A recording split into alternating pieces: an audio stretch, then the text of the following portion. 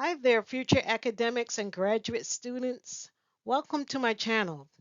Today we're diving into the unwritten rules of graduate school, straight from someone who's been through the trenches and emerged with three master's degree and a PhD. Yep, that's me. And I did it as a single parent. If I can do it, so can you. Get ready for some straight talk. Straight from someone who's been there, done that, got the t-shirt. Three master's degree and a PhD, and as a single parent, no, it wasn't easy, but I'm willing to share my experience with you. I'm willing to share the secrets, the things that you won't find in the graduate student handbook. This is the unwritten rules of graduate school. From mastering the academic decorum and maximizing the network opportunities that are important that propelled me to completing the degrees and getting in the program, but most importantly, to get out with a degree. Whether you're a novice or a seasoned graduate student, this video is your roadmap to success. Tune in now and gain some knowledge on how to thrive in graduate school. We just finished talking about how to select an advisor. And now we're moving on to how to make a good impression because this person will be writing recommendations for you for a long time. I put forth a list of activities that if your advisor is honest, that you can control what it is that he, she, or they write about you. I recommend that you treat graduate school like a job and make no mistake that graduate school is a business.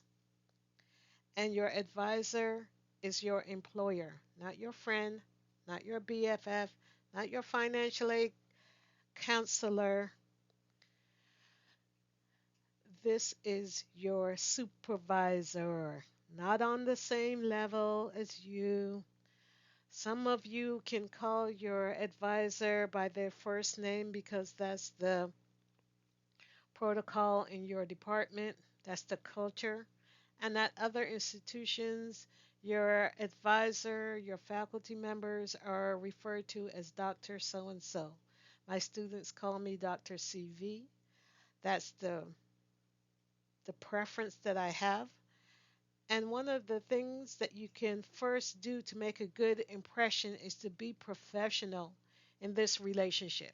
We already talked about it doesn't have to be the best relationship on the planet, but you can make the relationship work for you.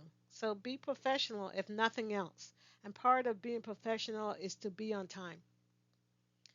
Being on time is something that baby boomers, and that's most likely who will be your advisors, they prefer time over the relationship.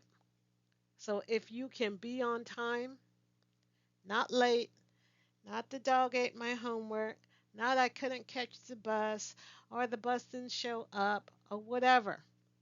One of the most important things about being professional is to be on time. Be early. And don't worry about whether or not, if they're early or not, because you're not writing their recommendations. Stay focused. They're writing yours. So if all that they can write on a recommendation for you is, oh, Wendy was always on time, I'm okay with that. That being said, when you're meeting with your advisor expects that you want something. They don't think that you're just coming into their office just to chill, max, and relax. They know you want something, so come prepared with an agenda. Get what you came for. If you need 5 questions answered, write 5 questions down on the paper and go through them one step at a time. Get what you came for. Take notes. It is so frustrating when you are importing your wisdom to your mentees and they're just chatting, not taking notes. And then the next time you meet with them and you're going over the same thing, what are they going to write? Never took a note, was disrespectful of my time. I always had to repeat myself whenever I met with them. Do you really want somebody to be writing that about you when you're looking for a job? Take notes, because by the time your hand hits the door when you leave the office, even in a virtual setting, unless you're recording, and of course, if you're recording, it's important to ask permission. Can I record this meeting? Don't just hit record. Nonetheless, if you're meeting face to face, by the time your hand hits that door and you're leaving the door and you haven't taken one note, half of that information is already gone. That's why it's important to take note. It signals to the person who's giving you the advice that you value and respect the advice that they are giving to you. Even if you're not, even if you don't, think about what you're there for, what you're coming to get. And of course, send a follow up email confirming what you just met about. Because you know what? They have more than one student.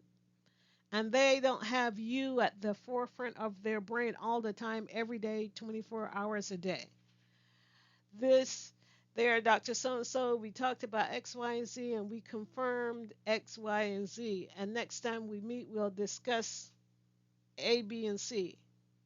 Okay, send it off.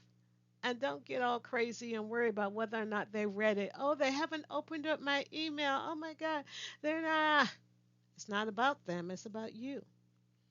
Because let's say 5 months from now, your advisor is thinking something brand new, and we call those the butterflies. The advisor who is attracted to every shiny new idea. They went to a conference and here's a new topic. They read a paper. Ooh, here's a new topic. But if you took my advice and took notes on the last meeting, and now they're bringing up something brand new. And the more they bring up brand new, in your mind, you should be thinking that's more years being added on to your graduate career. That's more years, months that might stop you from graduating when you're trying to graduate. So when they come up with this brand new idea because they went to a conference and heard something and talked to somebody about whatever, you have a paper trail to say, hey, Dr. So and so, we agreed on X, Y, and Z, and now you're bringing up A, B, and C. In what way does that match up with X, Y, and Z? Am I swapping out X for A? Are we combining A and X? That's a more productive conversation rather than thinking, oh, yeah, last month we talked something about something totally different. I don't quite remember, but now you're talking about something totally, totally different, and I'm not sure what it is that we should be working on, and I'm not sure exactly if that's something that I'm interested in. Because, quite frankly, you can't say, I'm not interested in that. I don't want to do that. That's really not within the role that you are a mentee has the ability to say that. But if you have been taking notes and sending a confirmation email, you can pull up that email, whether or not they've read it or not, because it's not about them, it's about you, and say, this is what we agreed on, and you're introducing something different, and how does that contribute to what we agreed on? That's a more productive conversation than trying to recall from your memory and somebody else's memory who's not even really trying to remember that far back. So, by all means, if you're saving yourself, take notes and send a follow up email. If you're not going to make it, you need to send an email ahead of time, or you need to be on the phone when your email is when your meeting is supposed to be, preferably earlier, to say, hey, Dr. So and so, I can't make it this week. Can we reschedule for whatever reason? That's being professional. Not showing up, not calling, not sending an email, zero. That's not very professional. And I can't imagine if they're telling the truth and writing you a recommendation. Oh, they never called when they weren't going to make it. They always were late when they did actually make it. That's not something that somebody wants to bring you to campus to be their faculty member if your advisor wrote that about you. Prepare a cover sheet on anything that you want them to read. So let's say, for example, you have written a chapter or a prospectus or even a proposal and you want them to read it. It's easier if you prepare, an executive summary, and sometimes you prepare, and in that preparation, you can say, could you focus on page 3? This is the most feedback that I'm looking for. This is really where I'm looking for feedback from you on page 3. Or maybe could you take a look at the figure on page 27? That's really what I need your input on, rather than just give them the document and say, here, could you read this for me and give it back to me? Because let's face it, they're not your editors. That being said, this comes to mind when your advisor sees you or haven't seen you, heaven forbid, and they say, hey, when am I going to see something? And they say the words, oh, just give me a draft. And in your mind you think, oh, they want me to just start typing and give them a draft. Under no circumstances do they really mean that. I want to say that we had a professional development seminar on campus that was called When Professors Say X and Mean Y. So for when they say give me a draft, they don't mean hot off the presses draft. They don't mean the second draft. They mean a draft that perhaps a couple of your friends have read over, that you've taken out some of the S apostrophe apostrophe, as that the grammar is at least good enough that you can't that they don't have to wade through what it is that you're actually trying to say. About the fourth draft is what they're interested in. Not necessarily the polished draft, because you might get your feelings hurt submitting the polished draft, and they will give you feedback. And that's their job. I'm always recommending that feedback gets you closer to a PhD. Holding on to the document for dear life doesn't. You want feedback. So don't hold on to it until you think it's absolutely perfect. Excuse me. Perfect might not actually be achieved anytime in any century that you might actually want to graduate. So, about the fourth draft, when they say, hey, just give me a draft. When asking for help, this is an important inside tip that I got from a colleague of mine when I was teaching at Arizona State. He was a social worker. He used to teach social work. And he says, help is not supposed to hurt. So if you ask somebody and they give you feedback that is hurtful or not useful, move on to somebody else. But that being said, how do you ask your advisor for help? In asking your advisor to help, one of the things you have to do, what your responsibility is prior to asking for help, is to show what you have done prior to showing up at their office. So, for example, I got an email from a student one time that said, hey, Dr. Carter, one time you gave me a copy of a dissertation. The title was this, the author was this, and the year was that. And I'm thinking to myself, am I being punked here? You have the author, you have the title, and you have the you have the title of the dissertation. Do you really want me to cut and paste and drop it into Google Scholar for you and then download it and then email it to you? I'm not your secretary. You have enough information that you can do this yourself. That being said, when you're asking for help, it's important to say what you've done. I've asked the people in the lab. I have asked the most senior person in the lab. Maybe I've asked the postdoc in the lab this, and this, and they couldn't help me. And that's why I'm at your door setting up this meeting. You want to reserve the help from your advisor, not the help that you could get from your friends. Get that from your friends. You have smart friends in the department. Ask them for help. They can't help you if the other people in the lab can't help you. If the postdoc, most senior person in the lab can't help, then okay, bring it to your advisor. But don't bring the little easy stuff to your advisor that you could get someplace else. Because quite frankly, they're expecting you to tell them, what have you tried prior to showing up at my door? Because I'm hoping that you are relying on my expertise to help you. That's why you're using this time effectively, asking for help. They're not saying don't ask for help, but don't ask for help when you don't really need it. If you already know how to walk, don't ask for somebody to carry you. Putting it out there. And then on top of all of that, let's say that you work in the lab. Not all of us worked in the lab. Some of us work from home.